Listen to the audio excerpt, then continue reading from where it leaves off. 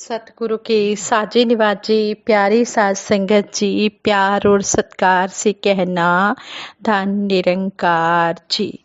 जीवन दा रथ ऐने चलाना असा त केवल बहना है। साज संगत जी, ये जो हमारी जीवन की यात्रा है, ये सतगुरु के चरणों में ही हमारी ये बीत रही है। इसी तरह सतगुरु के चरणों में ही ये अंतिम श्वासों तक बीतती रहे, यही अरदास है। और यही हम शुक्राना भी करते हैं कि मालिक दीन दयाल सच्चे पातशाह आप जी ने अपना मेहर भरा हाथ, मेहर भरी नज़र हम पर रखी हुई है। इसी तरह आप जी हम पर अपनी मेहर भरी नज़र, मेहर भरा हाथ रखना और परिवार सहित सेवा सिमरन सत्संग के साथ जोड़ना। संगत जी, आज के जो विचार हैं, इन विचारों द्वारा हमें यही समझाया गया है कि जब हमारे मन में सेवा करने का, सत्संग करने का, सिमरन करने का भाव होता है, तो वही सेवा हमारी, वही सत्संग हमारी, वही सिमरन हमारी सतगुरु के चरणों में प्रवान होती है। ऐसे ही दासी आप जी के चरणों में एक स्टोरी शेयर करने जा रही है। आप जी परवान करें, अगर कोई गलती हो जाए तो क्षमा करें। साज संगत जी कहते हैं, महात्मा बुद्ध के समय में एक बार श्री वस्ती नगर में भयंकर अकाल पड़ा। सारी जनता त्राही त्राही कर उठी। लोग अनाज के एक एक दाने के लिए तरस गए। महात्मा बुद्ध ने जब जनता की ऐसी बुरी हालत देखी तो महात्मा बुद्ध जी बहुत दुखी हुए। उन्होंने नगर के सभी धनवानों की एक मीटिंग बुलाई। मीटिंग में उन्होंने धनवान व्यक्तियों से अपील करते हुए कहा, आप लोगों को परमात्मा ने बहुत धन दिया है, आपके भंडारों में अनाज की भी कमी नहीं है। इस मुसीबत के समय जब सारी नगरी भूख से तड़फ रही है, मैं आप सभी से प्रार्थना करता हूँ कि आप सब अपने अनाज के भंडार आम जनता के लिए खोल दें। अपनी अलमारियों से धन को बाहर आने दें, ताकि उस धन के साथ के नगरों से, उस धन के साथ के नगरों से यह जो है भूख मिट सके, उन नगरों से अनाज मंगवाया जा सके। यदि आप में थोड़ी सी भी उदारता दिखाई तो सारी नगरी जल्दी ही इस विनाशकारी अकाल से मुक्ति पा लेगी। सभी ने महात्मा बुद्ध की बातें सुनी, लेकिन परोपकार और मानव सेवा के लिए कोई भी अपना अनाज का भंडार और धन पब्लिक को देने के लिए तैयार नहीं हुआ। अपनी प्रार्थना का उन धनवानों के मन पर जरा सा भी प्रभाव न पड़ते देख महात्मा बुद्ध जी ने एक बार फिर कहा, यह सोचने या विचारने का समय नहीं है, यह कुछ करने का समय है। इस समय यह जो देश पर मुसीबत आई है, इसको दूर करना है। मानवता के नाते आप सभी को आगे बढ़कर तड़फ रही जनता की सहायता करनी चाहिए। याद रखो, परोपकार के लिए खर्च किया धन कई गुना होकर वापस लौटता है।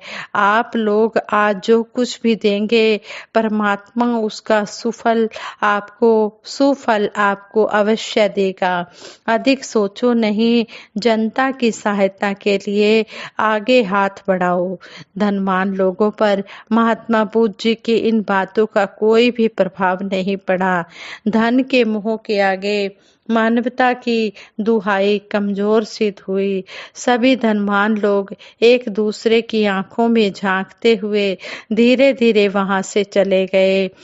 अब वहां पर महात्मा बुद्ध, उनके कुछ श्रद्धालु और जनता की एक बड़ी भीड़ रह गई थी। महात्मा बुद्ध को धनवानों के इस तरह चले जाने से बहुत दुख हुआ। वह चुपचाप बैठे रह गए। तभी भीड़ में से एक बच्ची, छोटी सी बच्ची महात्मा बुद्ध जी के पास आकर खड़ी हो गई। उस बच्ची का नाम सुपीरिया था। उसकी आयु लगभग 10 साल की थी। महात्मा बुद्ध के पास आते ही उस छोटी सी बच्ची सुपीरिया ने बड़े उत्साह से कहा, भगवान, अकाल पीड़ितों की सेवा मैं करूंगी, मैं सभी के लिए भोजन का प्रबंध करूंगी। उस साधारण सी बच्ची के उत्साही शब्द सुनकर महात्मा बुद्ध के होठों पर मुस्कान फैल गई। वह मुस्कुराते हुए 10 साल की बच्ची सुपीरिया से बोले, तुम साधनहीन हो बेटी, अकाल पीड़ितों के भोजन का प्रबंध करने का काम तुम नहीं कर सकोगी। यह काम तुम्हारे जैसी छोटी बच्ची के लिए मुश्किल है। महात्मा बुद्ध जी की बातों से सुपीरिया निराश नहीं हुई। वह उसी उत्साह से बोली, भगवान, मेरी आयु छोटी सही, लेकिन मेरी भावना तो छोटी नहीं है। मेरी भावना तो बहुत बड़ी है। मेरे पास साधनों की कमी है, लेकिन हिम्मत और विश्वास की कमी तो नहीं है। प्रभु, आप मुझे आशीर्वाद दीजिए। आपके आशीर्वाद से मैं अकाल पीड़ितों की अवश्य सहायता कर पाऊंगी। महात्मा बुद्ध जी के चेहरे से संतोष की चमक झलकी। उन्होंने सुपीरिया को आशीर्वाद दिया। महात्मा जी के आशीर्वाद के बाद सुपीरिया ने घर घर जाकर अकाल पीड़ितों के लिए दान मांगना शुरू किया, सेवा मांगनी शुरू की। उस मासूम लड़की की संकल्प शक्ति से प्रेरित होकर और नागरिक भी अकाल पीड़ितों की सहायता में लग गए। धन और अनाज के ढेर लगने लगे।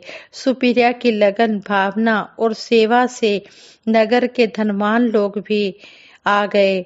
उनके कठोर दिल भी नरम हो गए।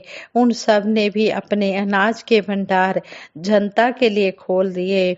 इकट्ठे किए गए धन से साथ वाले नगरों से अनाज मंगवाया गया। सुपीरिया की सेवा भावना और संकल्प शक्ति के फलस्वरूप शीघ्र ही श्रीवस्ती नगर अकाल से मुक्ति पा गया। दृढ़ संकल्पी और आस्थावान व्यक्ति के लिए कोई भी काम मुश्किल नहीं है। हाँ संगत जी, कितना सुंदर हमें इस कहानी द्वारा समझाया गया है कि जहाँ चाहा वहाँ रहा।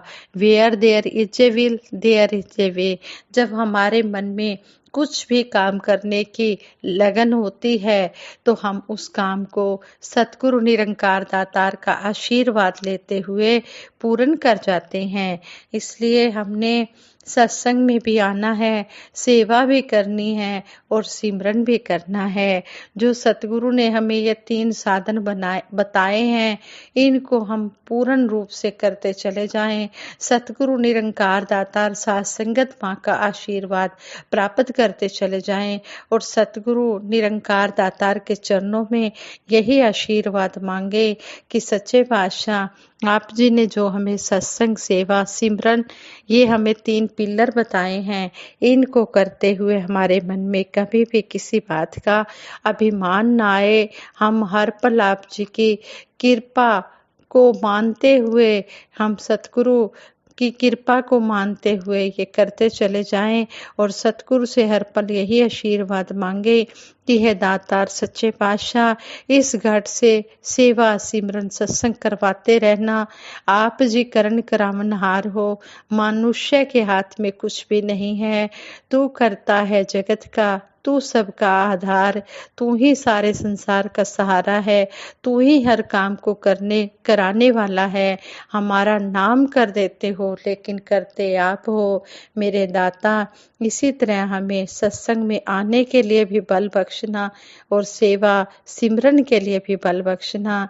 हम इन हाथों से सेवा करें, पैरों से चलकर सत्संग में आएं, आँखों से गुरु का दीदार करें और इस जीवा से हम सिमरन करें, संतों महापुरुषों की प्रशंसा करें और कानों से हम ये अमोलक लाल हीरे मोती वचनों को सुने और मुख से हम प्रशंसा करें और इस तरह हम सतगुरु के हम आशीर्वादों के पात्र बने।